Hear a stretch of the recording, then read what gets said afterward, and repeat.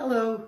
Today I'm going to be making a French Canadian salmon pie and thought that I'd share it with you. We're going to be going on a road trip very soon, and I'd like to take a couple of pieces and put them in my freezer so that we have something to eat while we're on the road. But hopefully you enjoy, and yay, I'm messing up the kitchen.